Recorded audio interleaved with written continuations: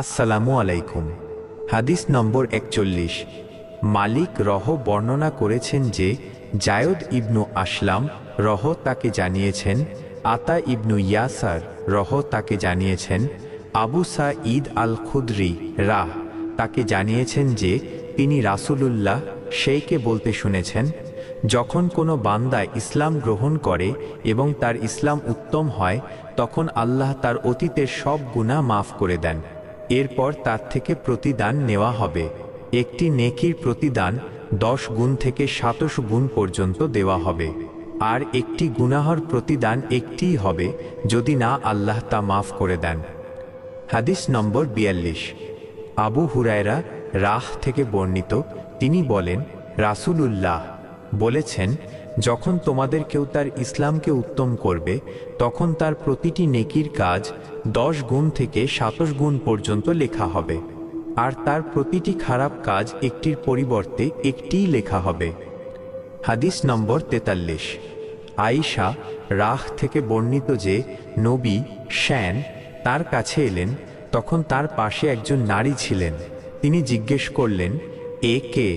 আয়েশা রাহ বললেন, অমুক নারী। তিনি তার সলাতের কথা উল্লেখ করলেন। নবী শ্যান বললেন, থামো, তোমরা ততটুকুই আমল করো যতটুকু তোমরা সক্ষম।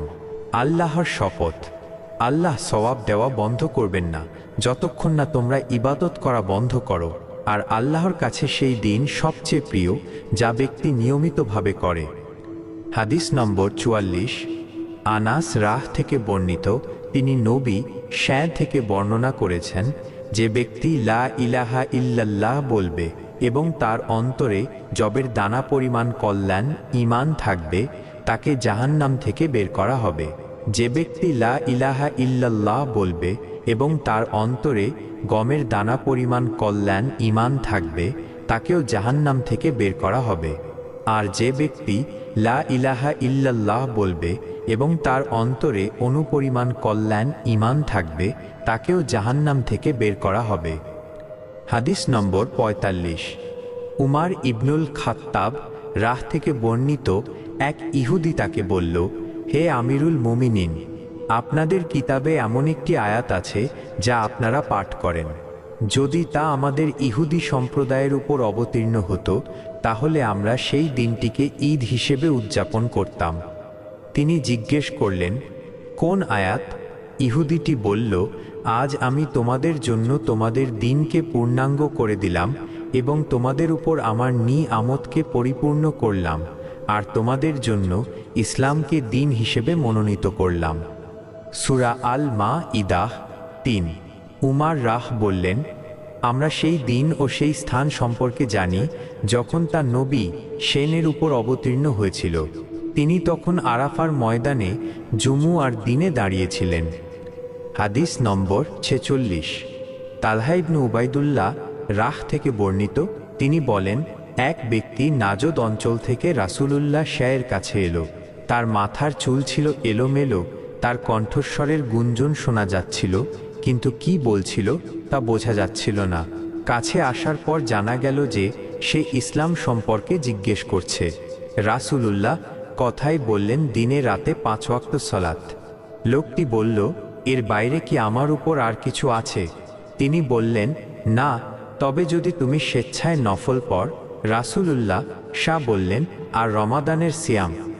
লোকটি বলল, এর বাইরে কি আমার উপর আর কিছু আছে? তিনি বললেন, না, তবে যদি তুমি স্বেচ্ছায় নফল কর। এরপর রাসূলুল্লাহ তাকে যাকাতের কথা বললেন। লোকটি বলল, এর বাইরে কি আমার উপর আর কিছু আছে? তিনি বললেন, না, তবে যদি তুমি স্বেচ্ছায় দাও। লোকটি পিঠ ফিরিয়ে চলে যেতে যেতে বলল, আল্লাহর কসম, আমি এর চেয়ে বেশিও করব না, কমও করব না। রাসূলুল্লাহ বললেন, যদি সে সত্য বলে থাকে তাহলে সে সফল হয়ে গেছে। হাদিস নম্বর 47। আবু হুরায়রা রাহ থেকে বর্ণিত যে রাসূলুল্লাহ বলেছেন, যে ব্যক্তি ঈমান ও সওয়াবের আশায় কোনো মুসলিমের জানাজার অনুসরণ করে এবং সে পর্যন্ত তার সাথে থাকে যতক্ষণ না তার উপর সালাত আদায় করা হয় এবং তাকে দাফন সম্পন্ন করা হয়, তবে সে 2 কিরাত পরিমাণ সওয়াব নিয়ে ফিরে আসে। প্রতিটি কিরাত উহুদ পাহাড়ের সমান। আর যে ব্যক্তি শুধু জানাজার সালাত আদায় করে এবং দাফনের আগেই ফিরে আসে তবে সে এক কিরাত সওয়াব নিয়ে ফিরে আসে। হাদিস নম্বর 48।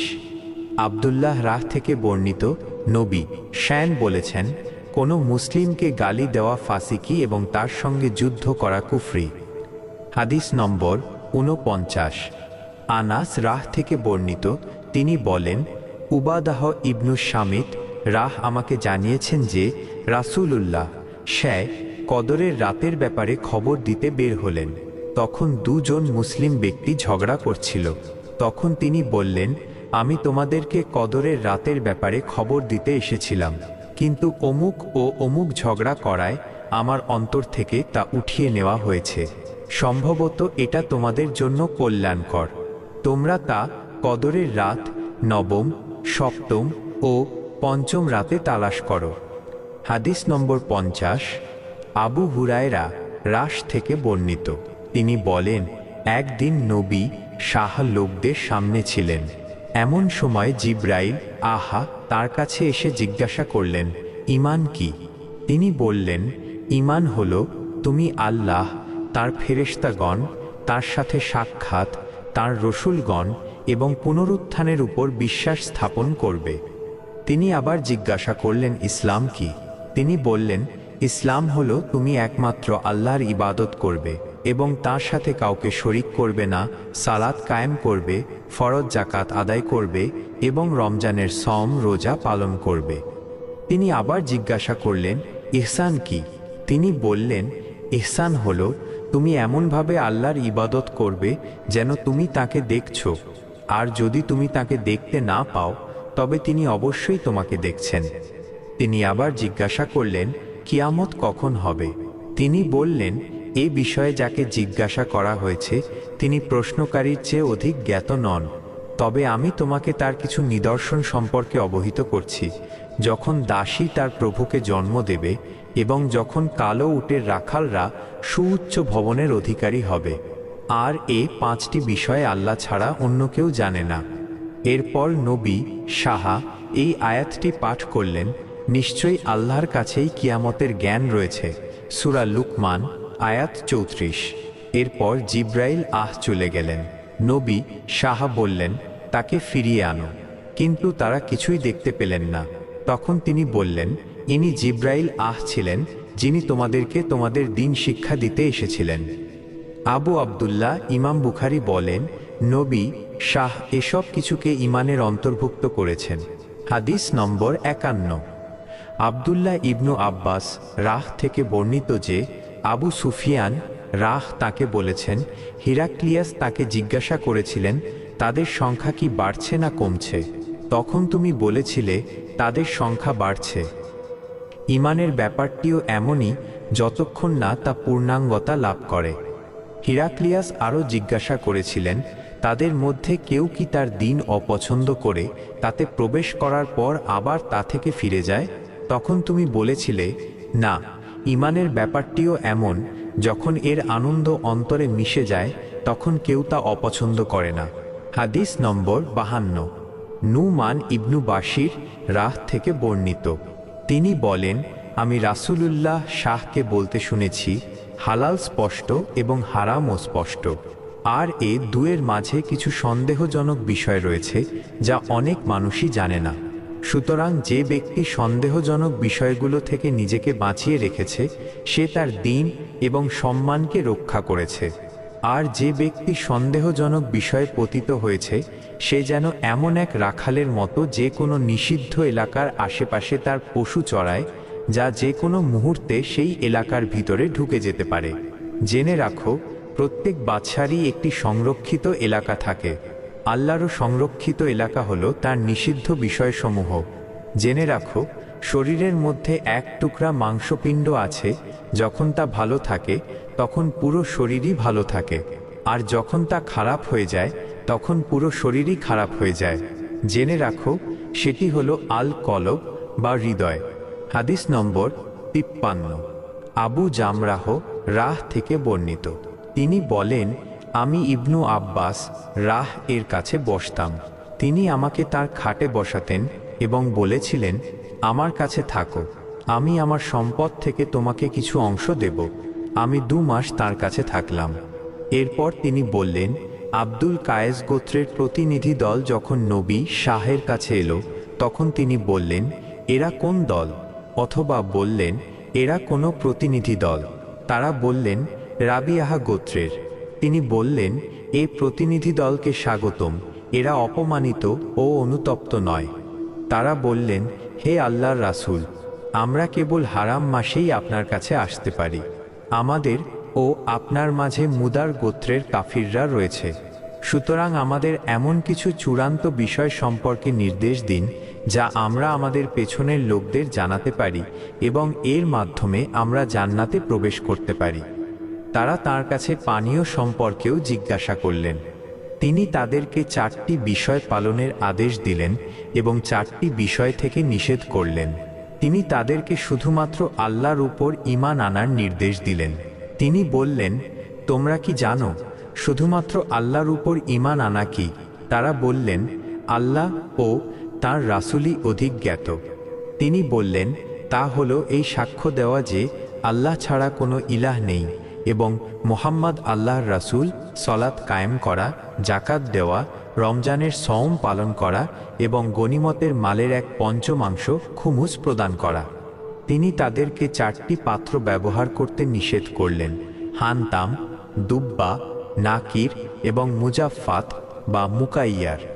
এরপর তিনি বললেন, এই নির্দেশগুলো স্মরণ রাখো এবং তোমাদের পেছনের লোকদের তা জানিয়ে দাও। হাদিস নম্বর 57। জারির ইবনু আব্দুল্লাহ রাহ থেকে বর্ণিত। তিনি বলেন, আমি রাসূলুল্লাহ শাহের কাছে সলাত কায়েম করার, জাকাত দেওয়ার এবং প্রত্যেক মুসলিমের কল্যাণকামিতার নাসিহাত উপর বাইয়াত শপথ গ্রহণ করেছি। হাদিস নম্বর 58। জিয়াদ ইবনু ইলাকাহ থেকে বর্ণিত। তিনি বলেন, আমি জারির ইবনু আব্দুল্লাহ রাহকে মুগিরা ইবনু শুবার মৃত্যুর দিনে দেখেছি। তিনি দাঁড়িয়ে আল্লাহর প্রশংসা ও গুণগান করলেন এবং বললেন, তোমাদের উপর আল্লাহর তাকওয়া ভয় আবশ্যক, যিনি একক ও যার কোনো শরিক নেই। তোমরা শান্ত ও ধীরস্থির থাকো যতক্ষণ না তোমাদের জন্য একজন নতুন আমির নেতা আসেন। তিনি এখনই আসবেন। এরপর তিনি বললেন, তোমাদের আমিরের জন্য ক্ষমা প্রার্থনা করো, কেননা তিনি ক্ষমা ভালোবাসতেন। এরপর তিনি বললেন, এরপর আমি নবী শাহের কাছে গিয়েছিলাম এবং বলেছিলাম, আমি আপনার কাছে ইসলামের উপর বাইয়াত শপথ গ্রহণ করছি। তিনি আমার উপর শর্ত দিলেন, প্রত্যেক মুসলিমের জন্য কল্যাণকামী হওয়া। আমি এই শর্তের উপরই তার কাছে বাইয়াত গ্রহণ করেছি। এই মসজিদের রবের কসম, আমি তোমাদের সবার কল্যাণকামী। এরপর তিনি ক্ষমা প্রার্থনা করলেন এবং নামলেন।